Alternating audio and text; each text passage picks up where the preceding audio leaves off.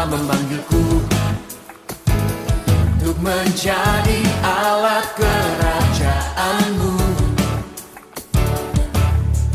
Ku mau melangkah maju, sebab Roh Kuduslah yang memampukanku. Mari semuanya, come on!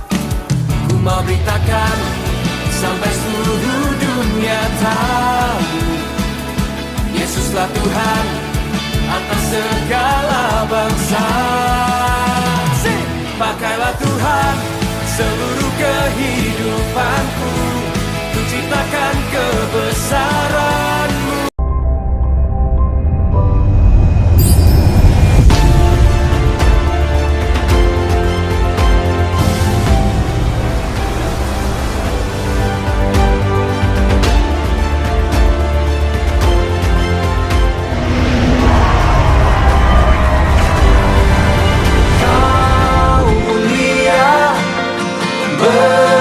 Bercahaya, Roh-Mu di dalamku, dahsyat dan perkasa.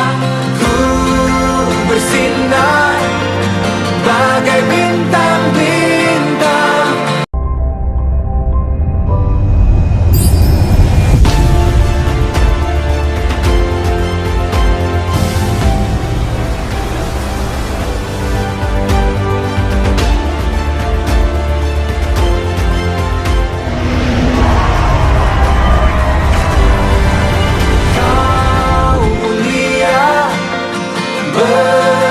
Bercahaya, Roh-Mu di dalamku, dahsyat dan perkasa.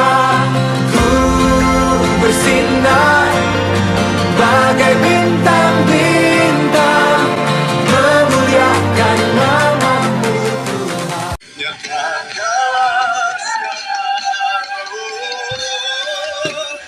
Roh Kudus penuhi,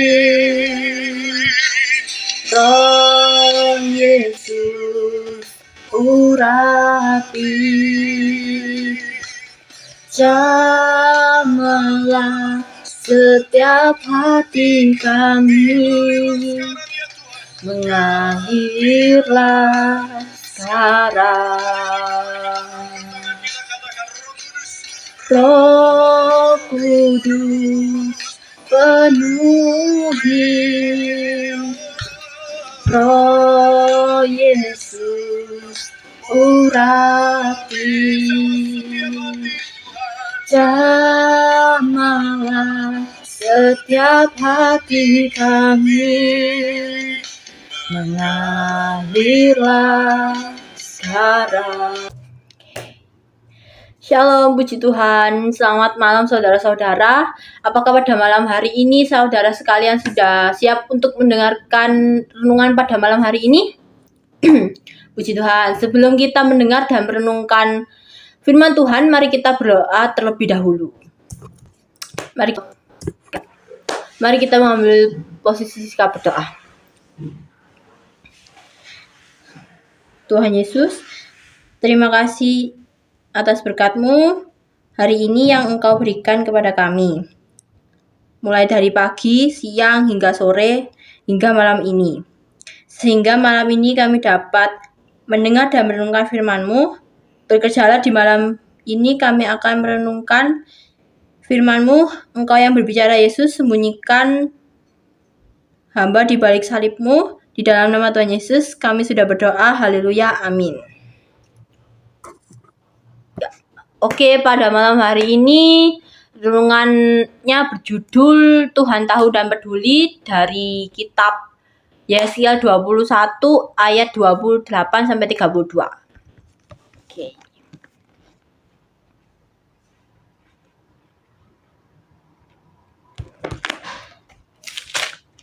Yesaya 21 ayat 28 sampai 32.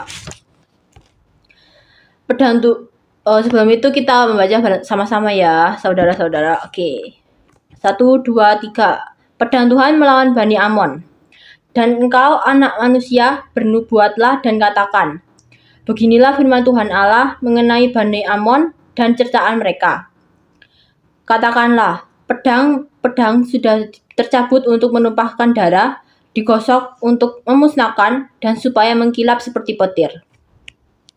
Sedang orang melihat penglihatan-penglihatan yang menipu bagimu dan memberi tenungan-tenungan bohong kepadamu untuk diletakkan ke leher orang-orang fasik yang durhaka, yang saatnya sudah tiba untuk penghakiman terakhir. Kembalikanlah itu ke sarungnya. Di tempat penciptaanmu dan di negeri asalmu, aku akan menghukum engkau. Aku akan mencurahkan geramku atasmu dan menyemburkan api murkaku kepadamu dan menyerahkan engkau ke dalam tangan orang-orang dungu yang menimbulkan kemusnahan. Engkau menjadi makanan api, darahmu akan tertumpah di tengah-tengah tanah itu, dan engkau tidak akan diingat-ingat lagi, sebab aku, Tuhan, yang mengatakannya. Apakah saudara-saudara pernah berpikir atau bertanya, kenapa sih orang jahat itu selalu lestari hidupnya? Dan mengapa Tuhan itu membiarkan mereka tetap hidup baik tanpa ada hukuman atau tidak dihukum? Sebenarnya untuk menjawab itu kita kembali ke nas ayat yang sudah tadi kita baca. Oke, kata pedang itu pada ayat 28 digunakan. Dan pedang yang menggambarkan kematian sebagai hukuman tidak hanya dikenakan kepada Israel, namun juga kepada Bani Amon. Tuhan mendatangkan hukuman kepada mereka karena mereka membiarkan adanya penglihatan-penglihatan yang menipu dan tenungan-tenungan bohong kepadanya mengenai diri mereka. Tuhan itu tidak tinggal diam. Dia memberikan penghukuman sesuai dengan konsekuensi dari kehidupan mereka yang penuh kefasikan. Itu terbilang pada ayat 30 sampai 31. Demikianlah Tuhan. Dia dapat saja tampak seperti tidak peduli dengan umatnya ketika umat atau manusia itu hidup dalam kefasikan.